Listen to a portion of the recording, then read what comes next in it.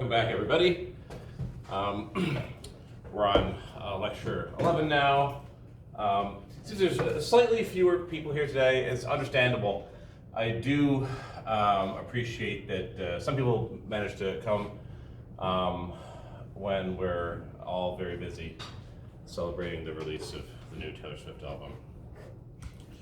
Okay, so review from last time. So we're going to start off the class with info about the midterm. So I have some outline. I've got a few questions about that. But last time we talked about a few topics that are all related to atmospheric circulation. So the first one was weather systems. So when we say weather systems, they're also called extratropical cyclones. And these are the H's and L's, the high and low pressures that you see on a weather map. And we talked about what's the nature of the circulation around these things. So the low and high pressures, they're associated with winds. And around a low pressure, you have counterclockwise circulation.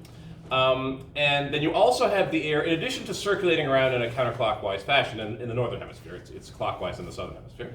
But in addition to that counterclockwise rotational movement, the air also sort of goes into the low pressure. So it's both going around and it's falling in a little bit. And we say that that's filling up the low because the low is sort of a relative deficit of air in the column above this low pressure. And so the air around it wants to fill up that deficit. And so you have air flowing into the low pressure.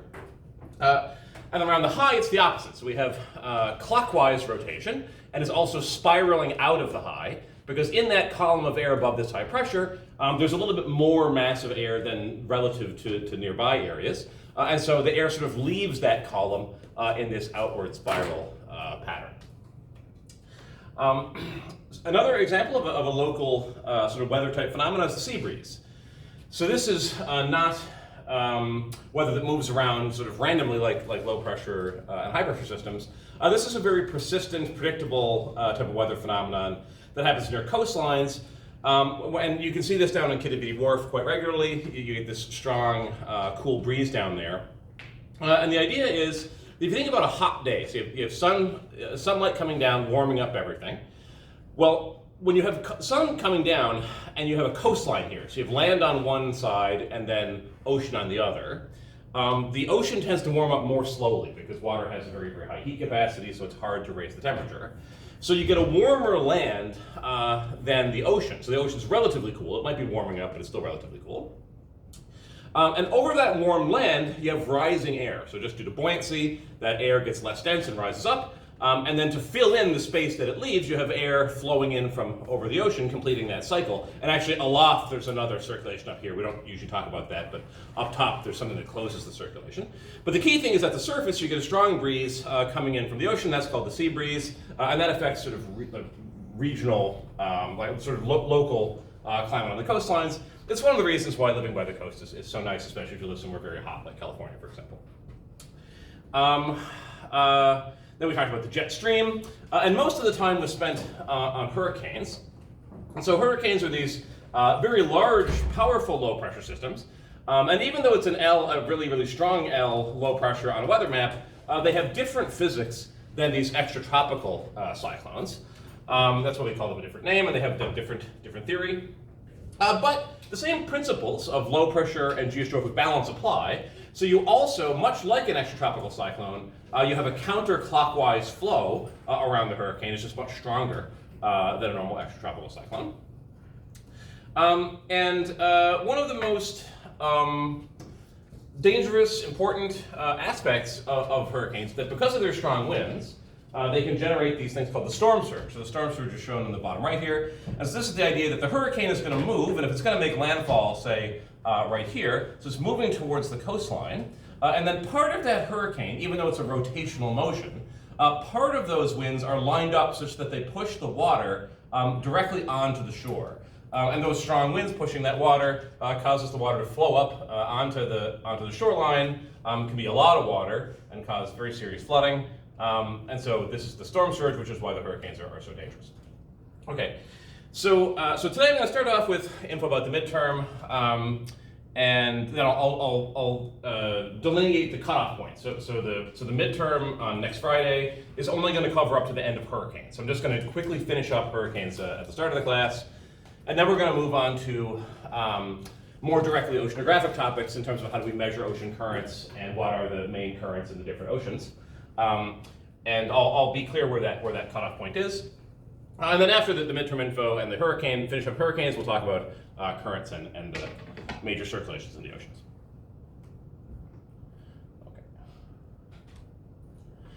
Okay, so the midterm is next Friday, and that's going to cover up to and including the end of hurricanes, so just the first 3 or 4 slides of today's lecture. So that it doesn't cover the rest of today's lecture or what's going to be taught on Monday. So Monday will just be a normal class, and that'll just be stuff added on to the next midterm, so after the midterm. Then on Wednesday, I'm going to do a review class.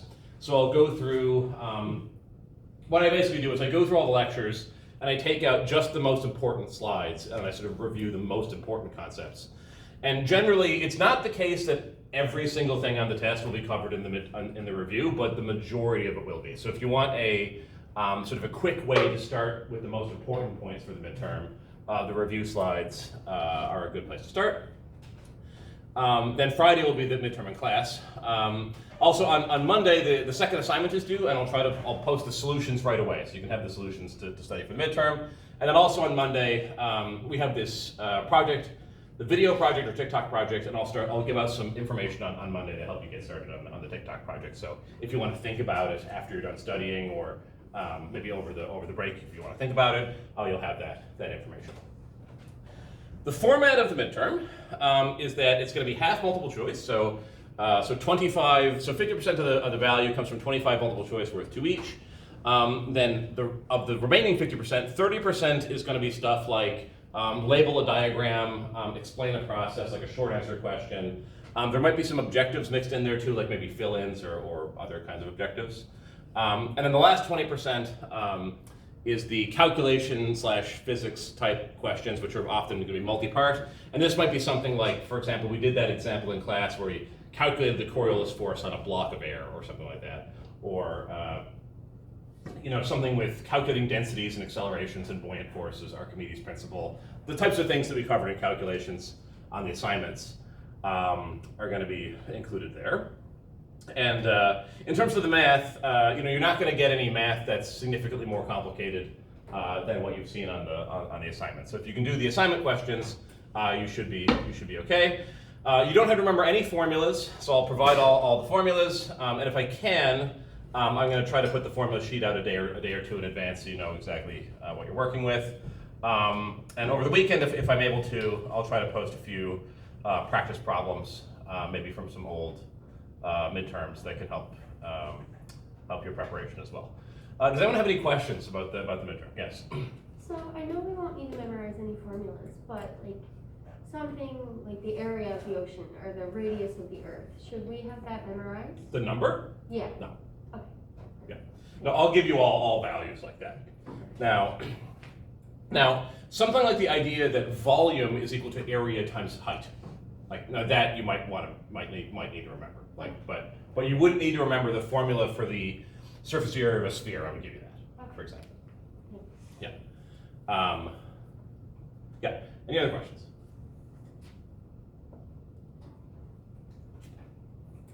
Okay, great. So this slide we've seen before, so I'm not going to belabor this, but we're talking about hurricanes. You can see them from space. They're this very cool rotating. You can see this one is spinning. They're always spinning in the same direction, counterclockwise, because they have a strong low pressure in the middle. And you can see that eye where the clouds are sort of cleared out right in the center. That's a very interesting part of the hurricane structure. And the last really part of the hurricane topic is just to look a little bit about the history, because we know hurricanes are quite dangerous, and so many major natural disasters have been caused by hurricanes. So on the left, there's just a list of historical storms that were powerful and caused some damage. I actually wasn't aware that there was this very well-known hurricane in Galveston, Texas. So Galveston is an island. So it's right there. It almost looks like it's on the coast, but it's a little island just off the coast on the south of Texas. And this is the most deadly natural disaster in U.S. history happened on Galveston because it's an island, and the storm surge was so serious that the island was completely submerged, and so everything was destroyed. And this is the sort of view of the island after the fact. Other very major hurricanes include Hurricane Sandy, which made landfall in, I think, New Jersey in 2012. And so this is, so in New Jersey, you might have heard of like the boardwalks and stuff, and they have like carnival type rides and things on the shore. And so this is a roller coaster getting totally washed away by the storm surge. And so very interestingly, so we made this point that we can organize or classify hurricanes by these categories, where category 1 is the weakest winds. They're all hurricane strength, but category 1 is the weakest winds and category 5 is the largest. And so Sandy was a category 1, so it's not a strong hurricane in terms of its wind speed, but still it's very serious in terms of the coastline damage. It's a very large hurricane in the Atlantic, and so it's a combination of size, wind speed, and specifically when they make landfall and where they make landfall, and what happens to be in that region that controls how destructive they are. Katrina, very, very famous hurricane. There's a really cool picture of it from space. So this was landed in the Gulf of Mexico near New Orleans. So this is a photo of what New Orleans looked like in the wake of Katrina. So you have major flooding. So the huge areas of the city were just completely flooded. This was also, so it's a large hurricane to make landfall, and category 3. So again, it's not a super high category, but because of the size and because it hit a major metropolitan area, that's why we have such serious effects of Katrina. And then just a couple years ago, a hurricane made it all the way up the eastern seaboard and made landfall. Well, it didn't make landfall in Newfoundland, but it affected Newfoundland, the west coast especially. This is Hurricane Fiona, and there was some significant effects here, especially on the west coast. And there was this famous photo of this home that was severely damaged. And so it's pretty rare to get storms or tropical cyclones that are fully hurricane strength and make it all the way up to Newfoundland. And we said again, that's because of the cold water. So when they leave those tropical waters, they start to weaken because their energy source of warm sea surface temperatures and all that warm, moist air get removed because the North Atlantic is colder. But it can occasionally happen, and so actually this was a major news item and major problem a few years ago that caused a lot of problems here in Newfoundland. Okay, so that's the end of hurricanes. So this slide is the first slide that's not on the midterm. So everything before this is included, although you're not going to have to remember like Hurricane Sandy was in 2012 or whatever. That's not important. Just the idea that they are destructive and that it's not simply the category, it's also other factors, including especially where it hits and the size of the storm and how long the storm lasts, and all those things are all important factors. Okay, so now we're moving on to the part of the course that's really going to be a lot more oceanographically based. So for the first month, we've talked about geography, talked about geology, history of the Earth, formation of the Earth, the winds, all that stuff. And so like, when are we going to get to the ocean? Well, the answer is now. So we're going to start talking about ocean currents. And to get a sense of what the currents are, we want to look at the observations. But then to understand those observations, we want to know how they're made. So how do we actually measure what the ocean currents look like? So I always open this up to just a little bit of a discussion. So there's quite a few different ways that we measure ocean currents.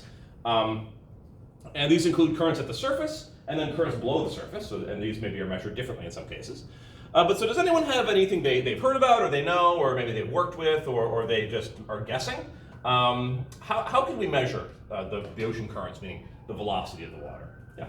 I forget like the proper about like a float that you put out in the water, like a vertical profiler, I think is it? A vertical profiler. That's a very, very sophisticated answer.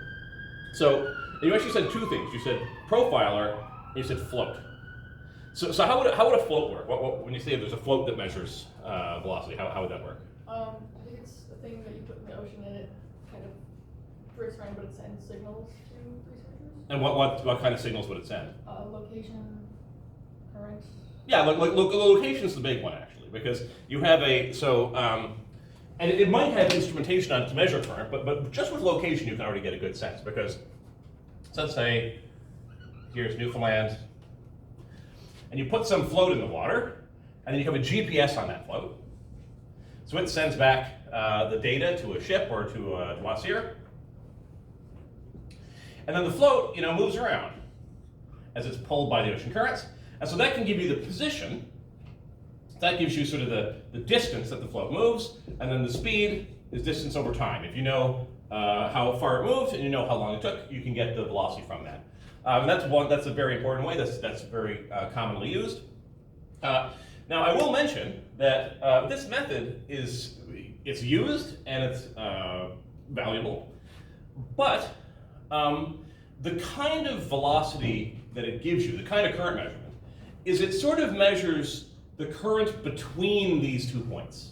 Because the thing is actually moving, and as it moves, it's getting maybe in different currents, or the current is maybe changing over time. And so somehow you're getting kind of an average picture of the current over the whole region where the thing is moving, as opposed to maybe giving you a current measurement at one specific location. But floats are definitely, so floats are certainly used, and there's lots of different kinds of those things actually. And then profiler, I'll circle back around to profiler, that's true also. But any other ideas? How else could we measure ocean currents? So put something in the water and have it drift, that's one way.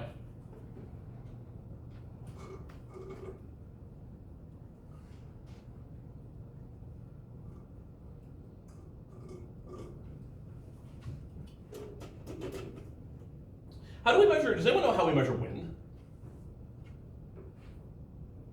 You want, let's say in your backyard, you wanted to measure how fast the wind is moving. How could you do that?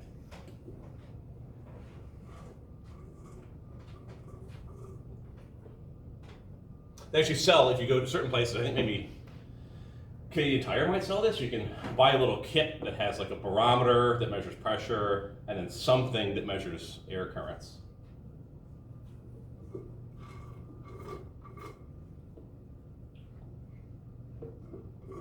Does anyone know what a weather vane is? What's a weather vane? Can someone tell me? Usually it looks like a rooster. It's like an object that can spin based on like what direction the wind is going. What direction, right? So it'll point the direction of the wind, right? And so it's rotating, right? So if you just took that similar design, but you let it spin all the way around, so then based on how fast the wind is blowing, it might spin it faster. Right? Or if it's hardly blowing at all, it won't spin very much. And so you can just use some kind of like a propeller. So put a for the wind, this is pretty easy. You just take a sort of a stick, and on that stick you put a propeller, and as the wind blows, it spins the propeller. And if you have this propeller hooked up to some electrical stuff down here, it can tell you how fast it spins, and then maybe you calibrate that and determine the wind speed. And so for wind, this is called an anemometer. But the same idea is true for ocean currents. So basically just put a little propeller in there, make sure it's really greased up or whatever, so there's very little friction. And then when the ocean currents move, they spin the propeller, and based on how fast it spins, you can infer the velocity of the water. And then there are some other types of measurements as well. And so we're going to talk about how those are done. But it's broadly separated into two categories: the surface currents. And surface currents, because they're in contact with the atmosphere, they're mostly driven by the wind. And then also the deep currents. And so the deep currents are the subsurface ones, and they're harder to measure generally for two reasons. So the first one is the surface of the ocean, we can just see it. And so I'm actually going to talk about a few ways that we measure ocean currents that we can do from space. So we can actually use satellite observations to measure ocean currents, although the way we do that is a little bit subtle. So deep currents, we can't do that because we can't see past the ocean surface. But another factor is that the ocean tends to be have surface intensified flow, meaning that the surface currents are much stronger than the deep currents. So when we look at surface currents, we're talking about speeds that are up to, maybe up to meters per second almost. That would be very, very fast, but tens of centimeters per second would be normal. Deep currents, you're talking about how things move over the course of a year rather than in the course of a minute. It might be, meters per year or something like that. So very, very, very slow currents, but they matter over time. So how do we measure these two types of currents? So starting with surface currents, so the first very simple, probably maybe this is the first thing that was tried. And I'll show a really cool personal example of this now in a few minutes. Is the floats. And so a float looks something like this. So it's got some things at the top that make it buoyant. These are maybe filled with air, for example, so they float. Then it's got an antenna, and so that can send data back to a ship or to a land-based observing station. And this float, drifts around, called a drift current meter, and then based on the movement of the location information, we can tell how fast things are going. And there's a special word for methods like this where the float itself actually drifts with the flow, and so you get like an average picture of the velocity. And that word is Lagrangian. So there's this famous mathematician from the past called Lagrange, and based on some mathematical stuff he did, we call these things Lagrangian. That terminology makes more sense if you take a more advanced course, but just know that that particular word is there. And the other option for measuring speed, or one other option, is called a current meter. What we use it to measure current. And this thing looks like this, and you see here there's some propellers on it. So we have some casing to keep things safe and keep them in one place. We have some battery. It's actually a funny thing. When you study observational oceanography, battery technology has always been a major limitation of how we can make ocean observations, because you have to have some electrical components. It's out in the middle of the ocean. It's not like you can plug it in. So you have to have very, very powerful long-term batteries, and you can only make observations for as long as the batteries live. So you might have a 2-year battery, you deploy this thing for 2 years, then after 2 years you got to take the boat out, grab it, put a new battery, put it back out. Another factor is, you look at this thing, you see all this gunk on it. So it's got this green stuff all over this, and so this is another thing called biofouling. So the ocean has all kinds of, all the marine biologists know this for sure, all kinds of life in it. There's bacteria and fish and kelp and algae and all this different stuff. And so all that stuff gets on these equipments and it binds up the propellers and so forth. So actually understanding how the biology sort of corrodes and messes up these instrumentation, these pieces of instrumentation is actually super important, because you need to know, like, is this data really good? Is it going to get worse over time as it gets gunked up, etc. But the basic idea is you have a propeller, and as the current flows past this propeller, it spins it around. That's connected to electrical components that measure the rate of spin and turn it into a velocity. So these are intentional ways that we deploy something in the ocean and we measure the velocity based on that. But you can also use unintentional methods. And so sometimes these are called methods of opportunity, meaning some weird thing happens, like something falls into the ocean. And we'll see another example for the deep currents later. And then you can track that thing's movement. And so there's a very famous example. So up top, I'm showing this is a container ship. And something that amazes me every time I think about it is that these container ships have these large shipping containers, these big rectangular metal pieces of metal that have stuff inside them, like consumer products. And if you go down to the St. John's Harbor, you see these things are stacked up everywhere. Usually it's Ocean written on it or something like that. And what I didn't realize until I started teaching this course is that these things just fall off the ships, like, all the time. Like, so here's an example. They're washing up. This one, so you see the ship is all tilted. These things are going to fall off. If you go on YouTube, there's all sorts of videos of these things just falling into the ocean. It happens every day. Like, this is very, very common. You might think, why don't they strap them down or put walls on the ship or something? I don't know, but they don't, and they just fall in. And so when they fall in, sometimes they open up and the stuff in them just floats away. And so there's a very cool example where 31,000 pairs of sneakers just fell off a ship, and then they all came out, and the sneakers are buoyant. So they started floating around the Pacific. And then the question is, where do they wash up? And so if you look in so here's BC basically, as they fall into the Pacific, and they drift it all around.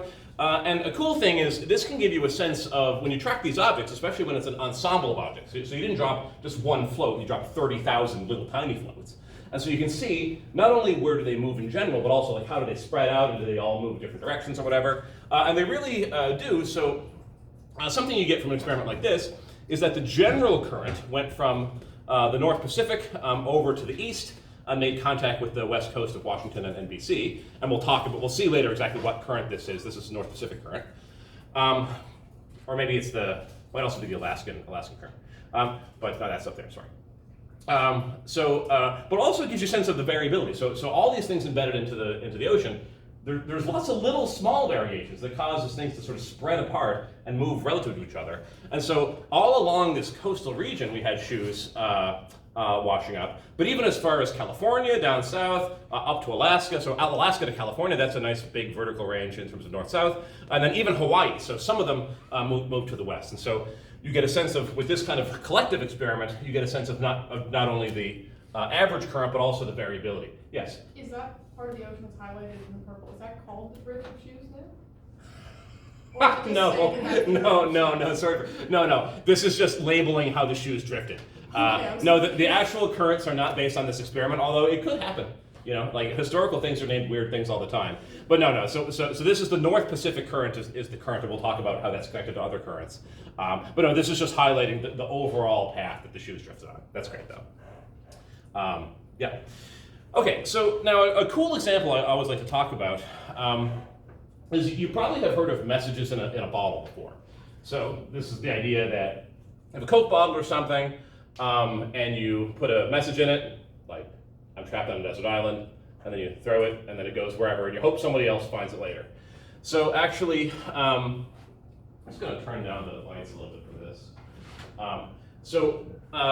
My wife's dad spent his career working with the Department of Fisheries and Oceans, DFO, and his job was mostly doing stock assessments. So for the fisheries, for the health of the fishery, you want to know how many fish are in the water. Is it going up or going down or stable? And so he would count the fish basically, using various scientific methods. And then in 1984, before I was born, he did this thing where he wrote this message on a piece of paper. It says, and it was on this research vessel, I guess Her Majesty's vessel, in Trinity Bay.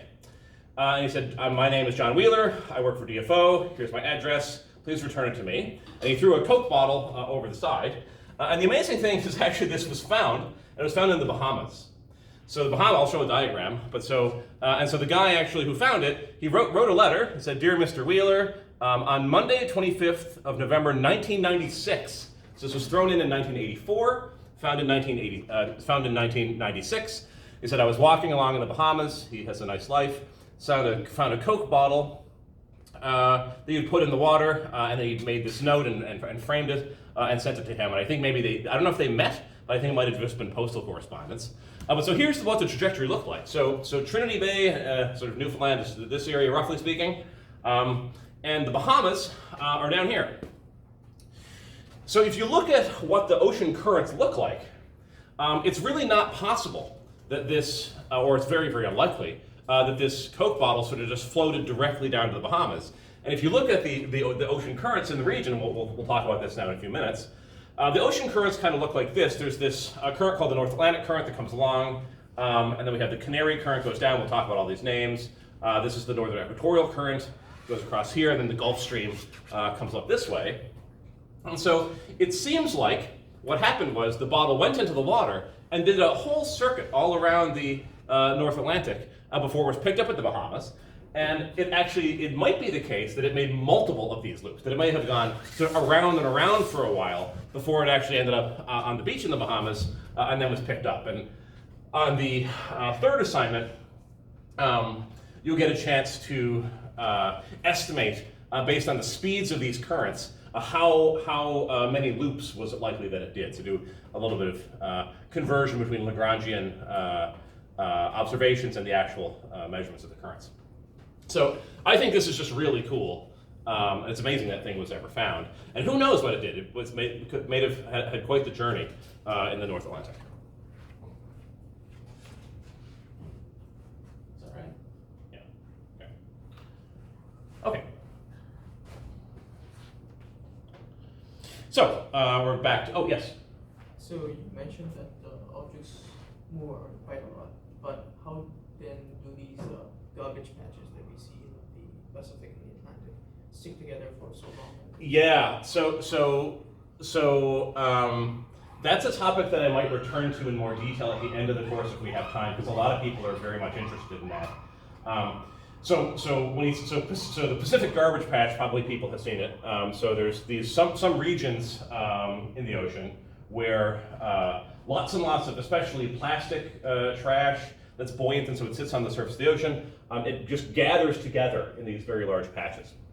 And so the question is, if the shoes all spread out and go from California to Alaska to Hawaii, how is it that these patches stick together?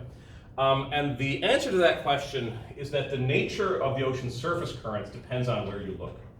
And so there are some areas, there are some regions of the ocean, and this has to do with the large-scale circulation patterns, but there are some regions where the flow kind of is all moving away from that region. And so if you have some stuff in here, some garbage or whatever, it'll get dispersed. And then there are other regions where I'm just going to draw a 3D diagram now. So let's imagine you have a line here where the ocean water is sinking down along that line. So now if it's sinking down along a particular line, then that means to replace that ocean water, you have flow inwards, kind of towards that seam.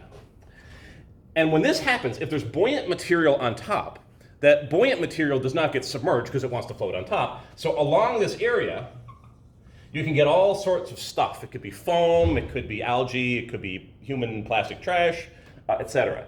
And so this idea here, when the flow is kind of spreading out, and this can also happen, by the way, if you have upwelling. If there's water coming into this region from below, it sort of pushes the surface water away and everything moves apart from each other. So this is called a divergent flow. Because all the things, they diverge and they spread apart. And this one here is called a convergent flow. And so you can sort of separate the surface ocean into regions of convergence and regions of divergence, and then regions where it's neutral, and maybe there's just flow in one direction, it's neither spreading out nor compactifying. And so the Pacific Garbage Patch is one of these regions where you have surface convergence, and so it just piles buoyant material all together in one place. So that's a very good question. So exactly does this spreading out thing happen? Well, it depends on where you look.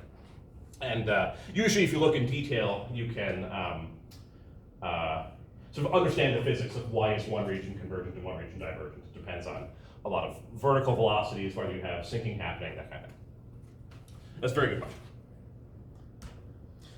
Okay, so we're going back to all these methods that we're using to measure surface currents or different kind of currents. So one suggestion that was brought up was called the profiler. And there's a very commonly used instrument. So in practical oceanography, around Newfoundland and North Atlantic and elsewhere, called the ADCP, which stands for Acoustic Doppler Current Profiler. And what this thing does is it uses very kind of a cool idea to measure the ocean currents, called the Doppler effect. So does anyone here know what the Doppler effect is, or could maybe give one sentence of explanation? Yeah. As objects get further away from you, like the sound, for example, I guess that's the main example, gets less loud. But if you're moving towards the object and the object is moving towards you, the sound will end up being louder. But if you're moving away from each other, then the sound will end up going quickly out. Yeah, so that's very much on the right track. There's one, and actually everything you said is true. Yeah. And that as you're further away, you have a dimmer sound, close up, it's louder. But there's also an issue of the pitch of the sound, not just the loudness, but the actual pitch of it.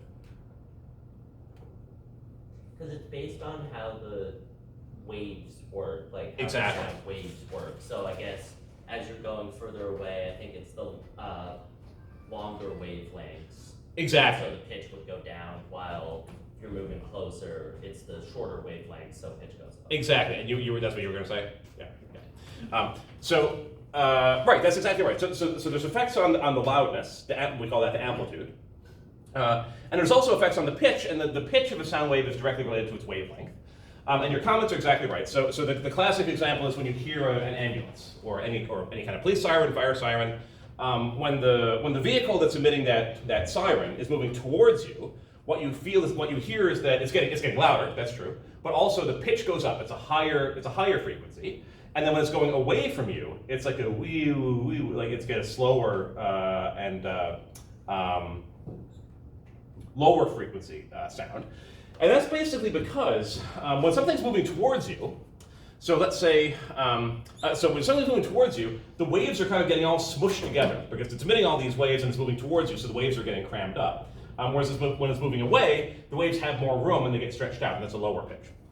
So we have all sorts of instruments in physics that can measure the pitch of a sound very precisely. And actually, in the ocean, these Doppler current profiles use this exact same principle. It's even with sound waves. Doppler shift applies to any wave. It applies to light rays. And in astrophysics, if anybody's taken any astro courses, we use Doppler shifts of light waves to measure how stars are moving and stuff like that. But in the ocean, we use sound very often. Ocean acoustics is a huge area of research, and we have numerous people in this department who work on this, developing new acoustic devices and things. But the idea here is what happens is the way that an ADCP works is that we have some ADCP device on the left-hand side, and this has a thing called a transponder on it. So just imagine on this side there's an object, it's called an ADCP, and it emits a sound wave. So a transponder emits a sound wave that propagates through the ocean, and it emits a wave with a certain wavelength here, and then that sound travels. And the idea is that in the water column, there's tons of stuff that a wasp. Oh, he'll be okay. There's tons of like just stuff in the water, like algae, like little debris, little bits of particles, like the silt or whatever, dirt, and they're all floating around. And when you emit a sound pulse into the water, all those little things can also be fish. This is actually also how fish finders work. The sound waves reflect off those objects, and they can reflect back, and then you're detected back with the transponder. And just like for the ambulance, what happens is if the object that it reflects off of, say the fish or the algal particle or whatever, if it's moving towards the detector, then the wave that gets reflected gets sort of smushed together. So it's a little bit hard to see, but this wave has a sort of a normal wavelength, and this one is a little bit compactified relative to that. So this is associated with a higher pitch. So if the object is moving towards the detector, you get a higher pitch. If the object is moving away from the detector, then the wave gets spread out a little bit, and you get a lower pitch.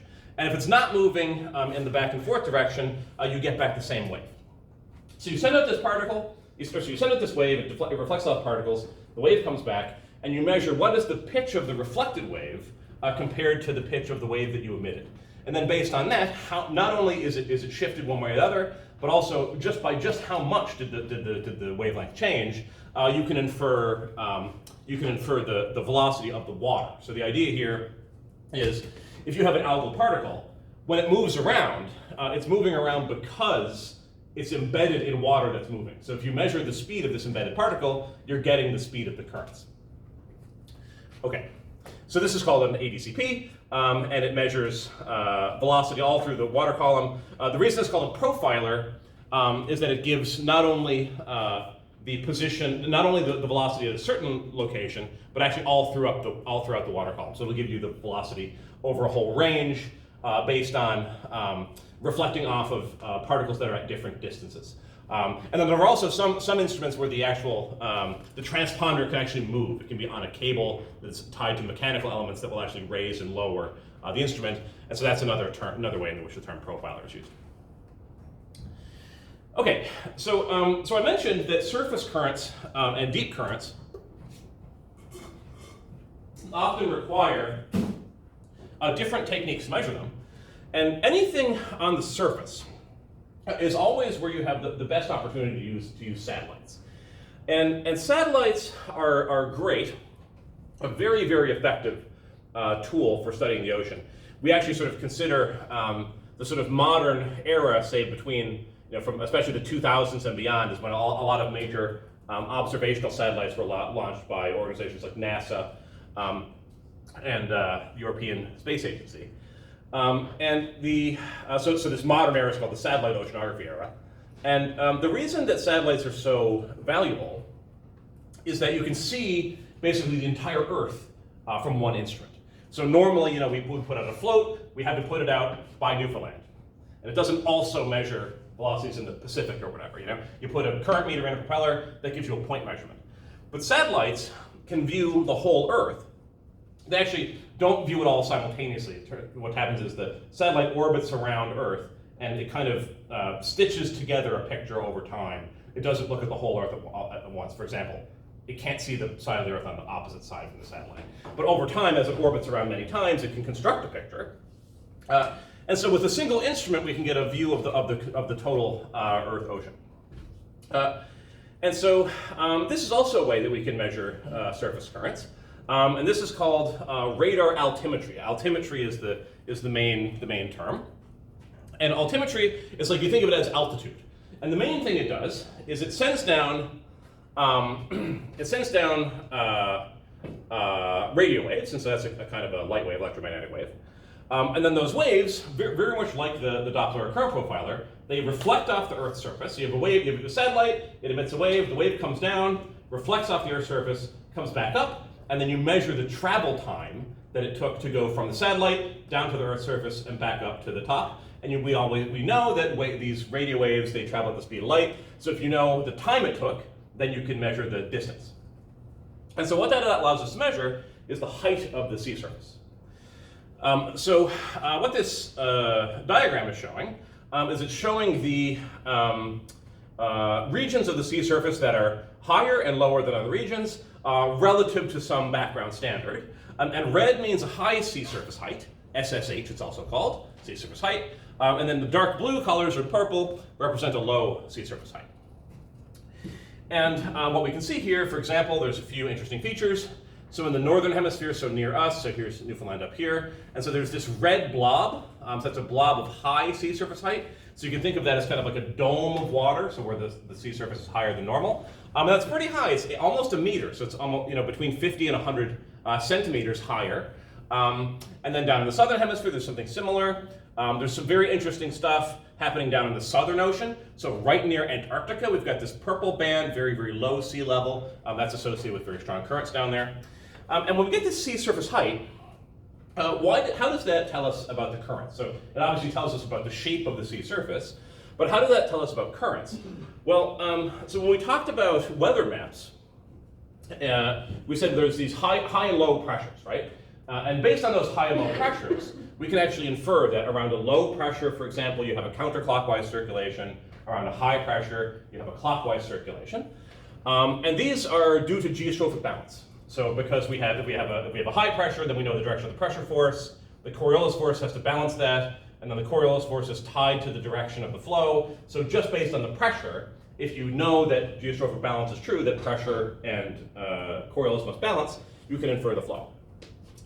And so this works in the same way. So that geostrophic balance principle that applies in the atmosphere also applies in the ocean. So the atmosphere and the ocean have very, very similar physics. And so when you have a high sea surface region, we'll talk about this in more detail. When you have kind of a dome of water here with a high sea surface, this red blob, you tend to have a clockwise circulation around that dome.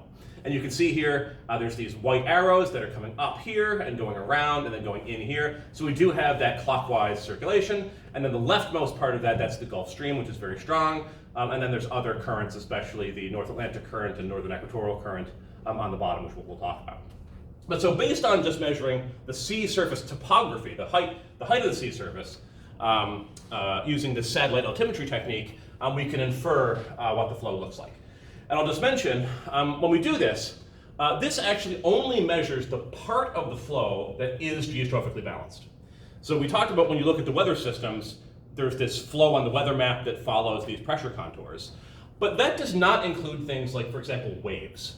So this technique of measuring the large-scale pressure-driven circulating currents that's associated with the geostrophic balance, that is only part of the velocity field, and it doesn't include things like just the normal up and down surface waves. And so we'll talk later about surface waves, but an important thing to remember is that these methods like surface altimetry, they really give you a picture of the large-scale, slowly changing part of the flow, like the Gulf Stream, permanent climatological features, rather than all the small details like little whirlpools or little waves and things like that.